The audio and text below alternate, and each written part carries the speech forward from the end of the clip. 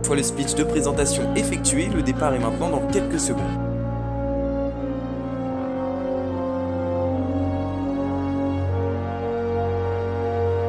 Regardez-le, c'est la concurrence. C'est là, les choses sérieuses vont commencer. Et oui, nous pouvons voir qu'Emmanuel Lejeune ne fait pas semblant, il relance, et là je suis à bloc, franchement je ne peux pas aller plus vite. Il va le contrer directement, ouais j'ai l'impression qu'il est en train de revenir, et là il va pas le regarder. Il va contrer directement, on est à plus de 10 watts kilo. Voilà, ça va jouer dans les derniers mètres, est-ce qu'il est capable de passer sur la ligne? Ok sportifs, aujourd'hui je vais participer à la 4e édition de la Grande Virée qui a lieu le samedi 10 avril, pas plus loin que dans mon salon.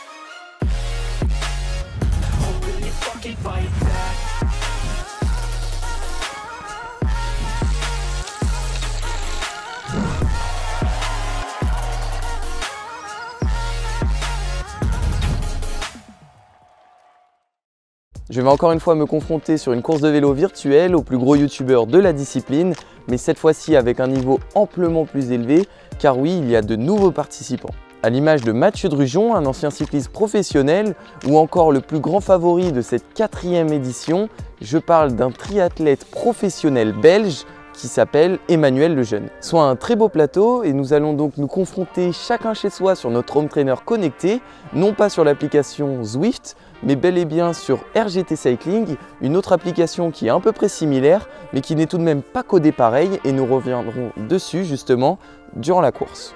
Nous serons ainsi plus de 25 créateurs de contenu sur cette ligne de départ de la 4e édition de la Grande Virée, et je vais vous raconter ma course plus en détail, et je vous emmène. Vous me suivez ?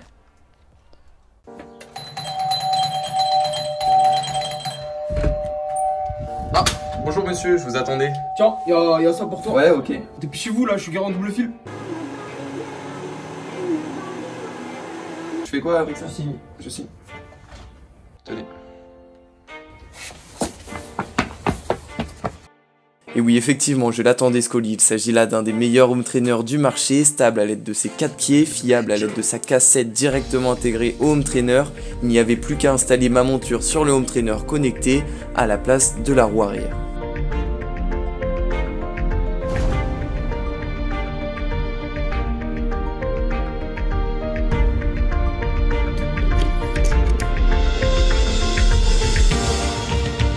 Et oui, une fois la tâche rapide fixée, le maillot zippé, le téléphone connecté, le bidon placé, les cales fixées, il n'y a plus qu'à envoyer les watts pour profiter de ce magnifique objet.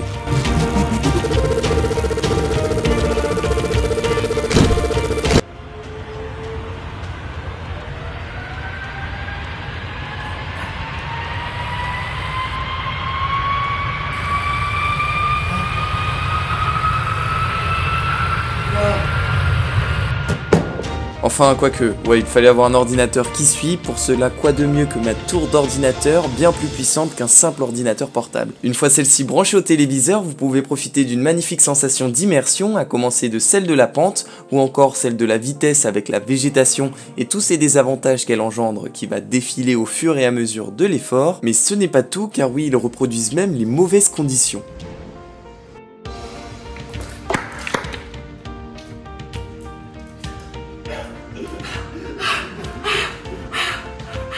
Ou même la biodiversité,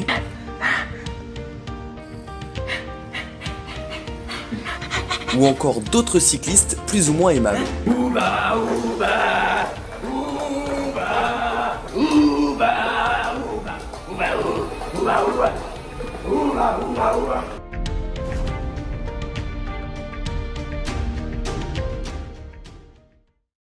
Un home trainer qui a ainsi tout pour plaire et qui va justement être bien mis à contribution, car oui, nous allons nous élancer sur cette 4e édition de la Grande Virée qui s'annonce compliquée en vue des conditions extérieures qui ne sont pas commodes. Ah ouais non, c'est vrai, la course a lieu à l'intérieur.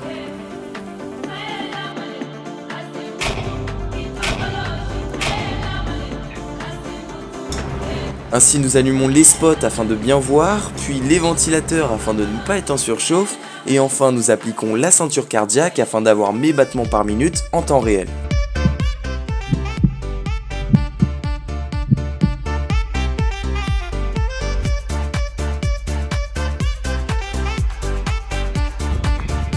Une fois tout cela effectué, je me mets en selle, rejoins le serveur car le départ est imminent, il sera donné à 19 h. J'espère que vous allez bien, que vous êtes confortablement installés pour cette grande virée numéro 4. Hâte que ça commence et qu'on puisse justement commenter cette course longue d'un peu plus d'une trentaine de kilomètres. Alors pour ce qui est du parcours, on va avoir un circuit en 2 parties. On va avoir une première partie de 18 km et demi plutôt plate qui devrait pouvoir permettre à la création de différentes échappées avec un sprint intermédiaire qui interviendra au bout de 18 km. Et après on enchaînera plusieurs difficultés, à commencer par la citadelle de Namur qui fera un peu plus d'1,8 km à 5,3%. Et on enchaînera avec la côte de Bonine et la côte d'arrivée qui seront assez proches avec une descente très courte dans le final. Donc un final qui sera sûrement explosif et qui risque d'être extrêmement intéressant à suivre. Donc voilà les forces en présence aujourd'hui qu'il faudra suivre de près. Une fois le speech de présentation effectué, le départ est maintenant dans quelques secondes.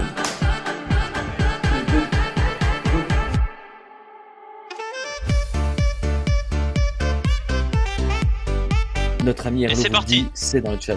Et voilà, comme tu le dis, c'est parti. Donc pour cette course, 34 km. Et effectivement, voici le départ de la 4e édition de la Grande Virée où durant cette course, les catégories A avaient pour obligation de ne pas dépasser les 180 watts jusqu'au 15e kilomètre afin de permettre aux plus petites catégories de faire une échappée.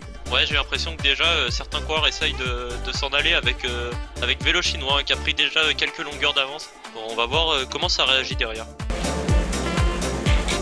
L'île de Namur, on peut revenir un peu sur les plus forts, les grands favoris. Donc pour les citer, on a Baptiste Gabé, un très bon grimpeur puncher et qu'il faudra réussir à distancer avant le sprint final, sinon ça risque d'être compliqué. On a Emmanuel Lejeune, professionnel, triathlète professionnel, champion du monde d'aquathlon, qui est sûrement le grand favori aujourd'hui, donc qu'il faudra penser à suivre. On a à côté Ciblot, Baptiste Cartieux, athlète de haut niveau en athlétisme, des puissances développées sur cyclisme qui sont très impressionnantes aussi. Et on a Mathieu Drujon, spécialiste de RGT, la plateforme qu'on utilisera, et ancien professionnel pendant près de 10 ans dans le cyclisme.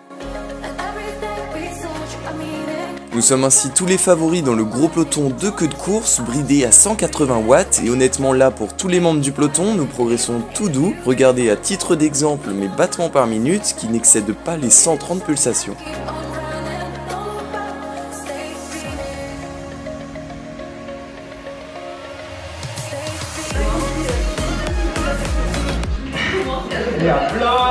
C'est le début, on est sur du plat et avant la citadelle, pas vraiment de difficulté à l'horizon, ça va être relativement calme, même s'il faut plus ou moins avoir un rythme soutenu, c'est clair.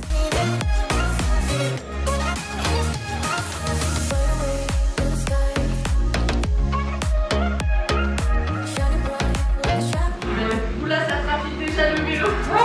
Vas-y, je suis sûr que Thibaut il triche, il a regardé le monsieur en rouge.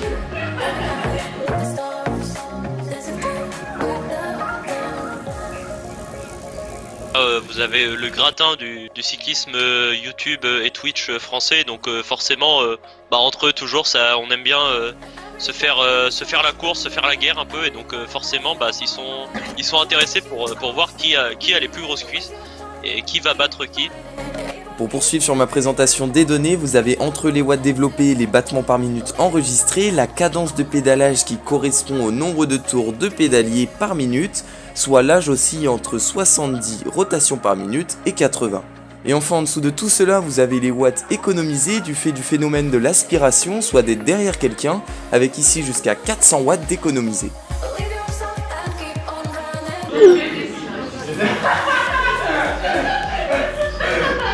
Les gars, libérez-moi! Le fait que nous soyons bridés agace quelques spectateurs, avec notamment Sam Choco qui balance le hashtag Libérez Ciblot. Le draft est vraiment bien fait sur RGT.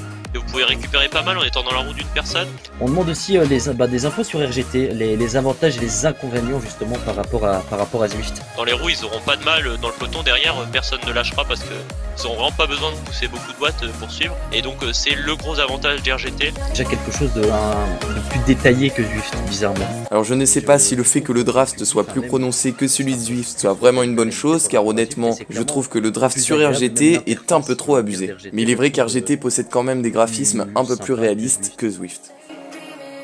Regardez-le, c'est la concurrence!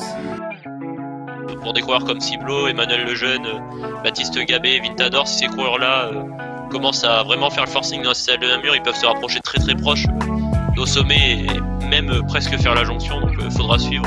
Exactement, tu l'as parfaitement teasé. J'ai envie qu'on soit dans le pied de cette citadelle, parce que d'ailleurs elle est bientôt là, et ça va permettre de se faire justement une idée sur les forces en présence et de voir qui va pouvoir créer cette différence. Allez, petite accélération pour remonter le cœur avant cette fameuse citadelle de Namur, une côte de 1 km 800 où nous aurons le droit d'appuyer. Mais alors, qui va tenter de partir? Est-ce que quelqu'un va essayer de partir? Nous allons voir cela dans très peu de temps.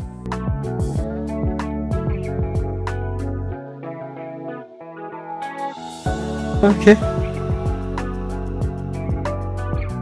En tout cas, dans ce groupe des favoris, un petit peu accéléré, du moins augmenter un peu la cadence. On a vu que derrière ça se scindait, mais il y avait quelques petits trous qu'on pouvait justement apercevoir dans ce groupe, alors que on est en train, si je ne m'abuse, d'arriver au pied de cette première difficulté, la citadelle de Namur. Ouais, c'est là que la course commence, et c'est là qu'il va falloir commencer à vraiment rester concentré et à suivre pour tout le monde.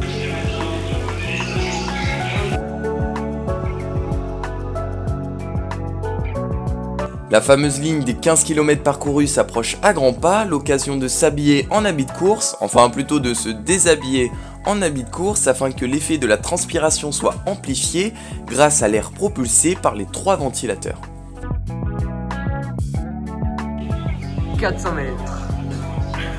C'est là, les choses sérieuses vont commencer.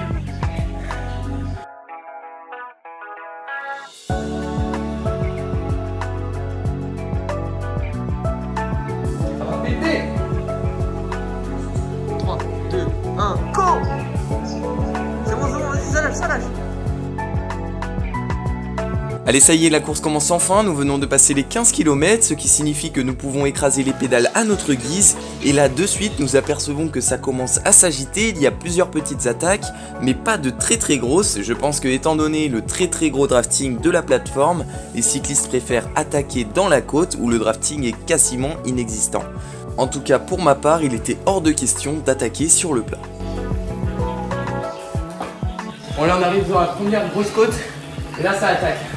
Et honnêtement, ça pique les câbles. Ouais, là ça y est, nous y sommes à cette première côte d'écrémage, et là clairement le but pour moi était de rester au contact de la tête de course en restant dans le premier pack. Au niveau du peloton, et là c'est là que la bagarre commence. On voit qu'il y a des watts par kilo qui commencent à s'allumer en rouge, c'est que ça accélère. On voit Emmanuel Lejeune ici, un des grands favoris qui prend la tête, Quentin Ruel qui le compte directement. Et c'est parti plein pétrole sur le pied de cette citadelle de Namur, avec l'accélération d'Emmanuel Lejeune et de Quentin Ruel. Est-ce que ça va réagir derrière? Et ouais, c'est parti pour monter très vite. À plus de 400 watts développés par Emmanuel, là, faut réagir directement derrière si on veut pas se faire lâcher. On est clairement en train, du côté de Emmanuel Lejeune, de tout simplement dicter le rythme de ce groupe des favoris avec, comme tu l'as dit, Quentin Ruel qui est justement qui est en 3ème position. La Belgique en tête dans cette citadelle de Namur, on va pas s'en plaindre, forcément. Et où le pourcentage de côte est à présent à 5,6%, il est affiché en haut à droite de votre écran, et cette donnée va durcir ou non le pédalage via le home trainer. On est en train de clairement vouloir écrémer peut-être ce groupe, même si on sait qu'il en faudra peut-être plus pour justement distancer nos grands favoris, vraiment ce groupe de favoris, mais clairement... Ouais, on voit les premiers dégâts quand même. Emmanuel Lejeune nous met dès le début dans le mal avec une première grosse accélération. Là je m'emploie, je ne fais pas semblant, mais j'aperçois que mes jambes commencent déjà à coincer. Pourtant cela fait à peine 3 minutes que nous avons commencé à appuyer. J'aperçois donc que là la forme n'est pas tellement au rendez-vous. Là je suis à bloc, franchement je ne peux pas aller plus vite, pourtant je n'excède pas les 190 battements par minute, ça doit être certainement dû aux douleurs que j'avais aux cannes, mais enfin je poursuis car je ne voulais pas décevoir mes nombreux supporters dans le live, ainsi je relance, danseuse et changement de braquet, rythmé cette montée. Donc là clairement mon objectif dans cette côte c'était d'écrémer le groupe en envoyant un maximum de watts pendant toute la montée de la citadelle de Namur. Et oui, nous pouvons voir qu'Emmanuel Lejeune ne fait pas semblant, il relance, et fort heureusement pour moi, j'arrive tout de même à rester dans le groupe.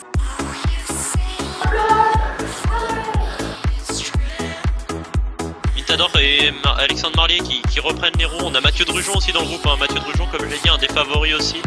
Et le petit Pignon, on n'en a pas trop parlé, mais c'est un très bon grimpeur aussi. Alors on voit que ça commence à bouger, il est beaucoup moins tranquille que tout à l'heure. Et là, sur les accélérations successives d'Emmanuel Lejeune qui va déjà arriver au sommet. Hein. Regardez sur cette vue d'hélicoptère, on a des... Nous arrivons quasiment tous ensemble en haut de la côte, mais je me suis fait laisser surprendre ici avec une énième attaque d'Emmanuel Lejeune, ainsi qu'un contre de Mathieu Drujon, et ils réussissent ensemble à me coller 30 mètres d'avance, et là je donne tout pour recoller. C'est très dur, hein, et c'est Ciblo derrière qui essaye de rejoindre le groupe de tête qui a une vingtaine de mètres et qui essaye de faire l'effort pour rentrer. Et voilà, on va basculer, et là ça va falloir souffler un grand coup parce que ça n'a pas été simple, c'est monté très vite. Malheureusement je peux pas faire mieux, et là une lueur d'espoir fait surface avec Jeune Cycliste Dynamique qui est rentré dans ma roue. Je me suis dit allez, continue de tout donner, on va les rattraper ensemble. Mais la Jeune Cycliste Dynamique semble pas être du tout du même avis, car oui, il ne prend pas de relais et les 30 mètres de retard stagnent. Ce qui inquiète Monsieur Gatreau qui se demande si j'ai bien dormi, car là il est vrai que j'ai du mal à avancer. Emmanuel Lejeune et Mathieu Drujon sont revenus sur Sayric FR Unity. Et le petit pignon est avec eux aussi, et derrière Ciblo a lâché. Ciblo a pas réussi à basculer avec le premier groupe, il est derrière dans un deuxième groupe accompagné de Nicolas Gervais. On a un homme de tête, 5 hommes derrière en contre et 2 hommes, une quarantaine de mètres derrière qui essayent de boucher le trou dans la descente. Eh, ça rigole plus là. Mais enfin peu importe, je voulais vraiment rattraper ce groupe de tête, car je me suis dit que autrement si par la suite ils collaboraient, je pourrais jamais les rattraper, ainsi je me mets à bloc jusqu'à totalement me flinguer, car je voulais vraiment cette victoire sur la grande virée. Un truc qui va te réveiller là.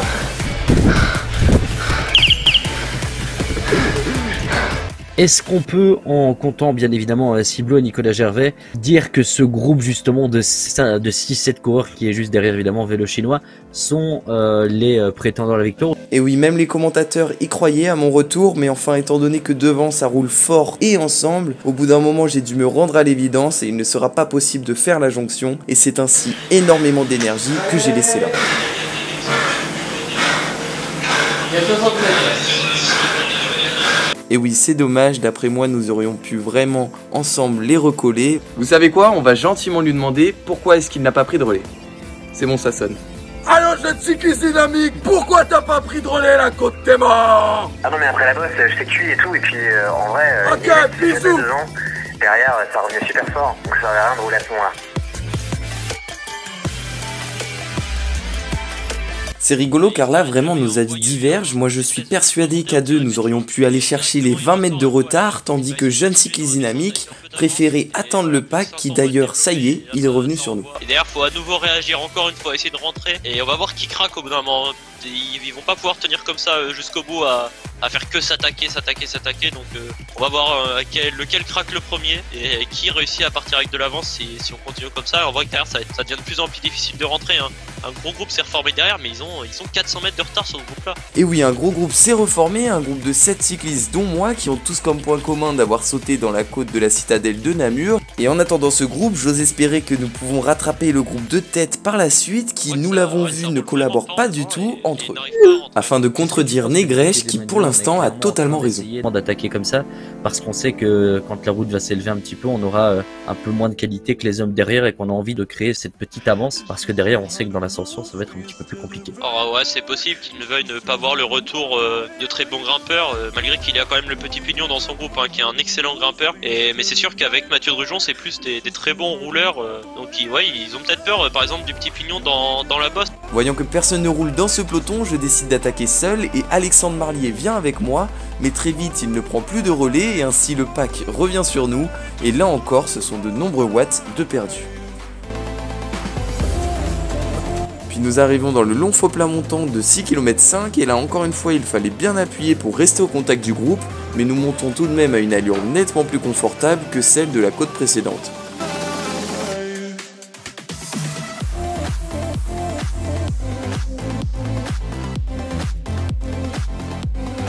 Je pense que durant cette côte j'étais un peu trop en force, je ne tournais pas assez les jambes, nous pouvons voir une cadence qui n'excède pas les 100 RPM, tandis que lors de mon test PMA j'étais aux alentours de 115. Voyant qu'ils ne sont pas réguliers dans leur effort et qu'ils font de gros yo-yo, je décide de partir tout seul, j'arrive à leur mettre 20 mètres mais très vite ils reviennent sur moi. Et même me contrer avec entre autres Baptiste et Alexandre. Et derrière, j'ai l'impression que Baptiste Gabet et Alexandre Marlier sont sortis à deux. On prend une trentaine de mètres d'avance sur Ciblot. Et voilà, on nous le montre ici. Et ils sont sortis à deux, hein, deux très bons coureurs. Est-ce qu'ils vont pouvoir résister pour aller jouer 4ème et 5ème place? Alexandre Marlier qui réaccélère ici. Ouais, il veut vraiment essayer de distancer Ciblot. On a Nicolas Gervais, Vintador, les Watt derrière.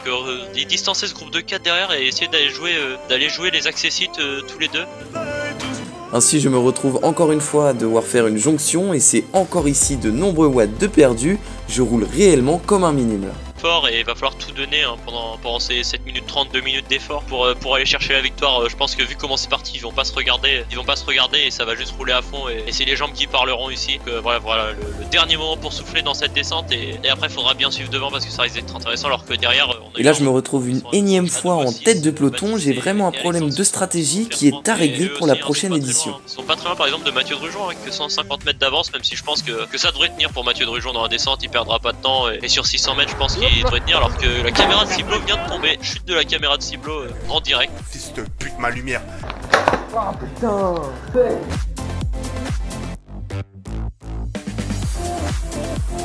J'ai compris que pour la victoire c'était cuit, pour aller choper Mathieu Drujon qui a seulement 150 mètres c'était cuit aussi. À présent il fallait essayer de récupérer le mieux que je peux en restant dans le peloton.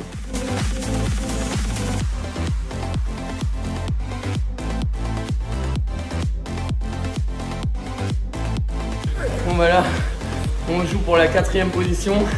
On est dans un peloton de 5-6 personnes. Et là ça va être la dernière côte. Et c'est là où il faudra tout donner. Nous sommes non loin de la dernière côte, mais avant ça, regardons la dernière ligne droite de la tête de course qui termine très fort. Il reste 600 mètres et là c'est parti. Regardez, dès le pied, ça envoie tout. On va tout donner du côté de ces deux coureurs. Et là c'est vraiment la jambe qui va parler. On voit Emmanuel Lejeune qui tient en lance à plus de 700 watts. 400 watts maintenant, qui prend quelques mètres. Petit Pignon qui réagit directement. Et là c'est un duel de... Pour ça. Attention, on est qu'à mi-pente quand même, hein. Il reste encore 300 mètres, c'est pas fini. Attention à pas avoir présumé de ses forces du côté Manu parce que Antoine le petit Pignon est en train de revenir petit à petit là. Ah, il reste à 10 mètres pour l'instant, toujours ça va jouer à rien, Est-il capable de boucher le trou? Ah, il revient. De le contrer directement. Ouais, j'ai l'impression qu'il est en train de revenir et là il va pas le regarder. Il va contrer directement, on est à plus de 10 watts kilo, plus de 500 watts envoyés, 700 watts maintenant. Et là est-ce que Emmanuel Lejeune est capable de répondre? Et j'ai l'impression que ça devient difficile pour Manu. Non mais il relance encore une fois. Voilà, ça va jouer dans les derniers mètres. Est-ce qu'il est capable de passer sur la ligne? C'est la victoire d'Emmanuel Lejeune. Incroyable, sur la ligne. Super finish de ce duo tête, mais à présent c'est à nous d'attaquer cette dernière rampe de cette course. C'est parti pour essayer d'aller chercher la 4ème place malgré l'absence de jambes. Ainsi j'envoie les watts, tout ce qui me reste, sous les encouragements de Men in Bike. Allez.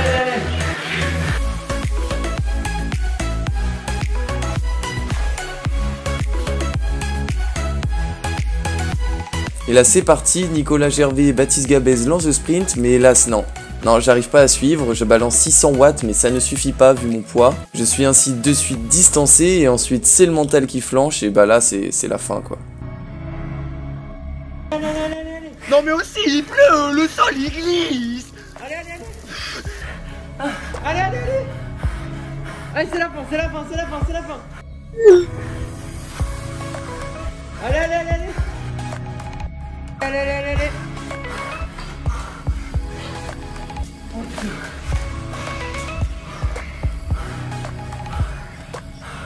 Puis c'est très insatisfait que je découvre le résultat final. Là clairement une raclée comme celle-là c'est dur à digérer. Je décide ainsi de me poser et de réfléchir au pourquoi du comment, car oui là cette entre guillemets défaite ressemble énormément à la contre-performance que j'avais faite à Liévin lors du 3000 mètres. Il faut ainsi trouver la cause de cette contre-performance et rebondir.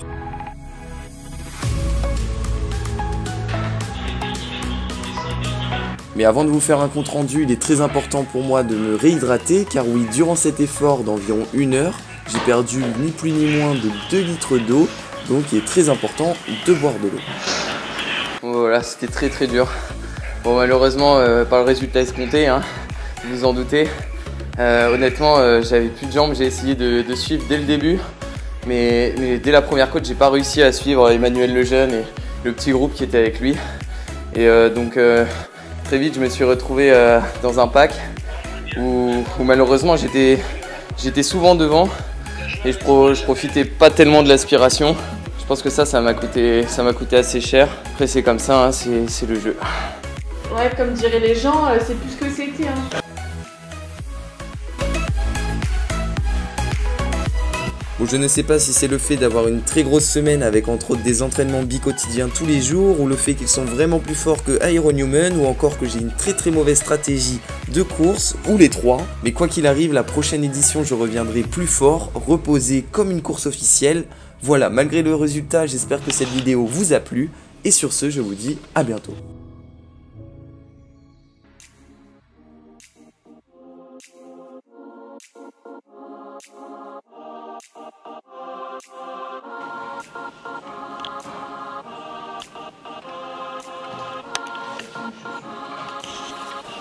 Bon, on mange.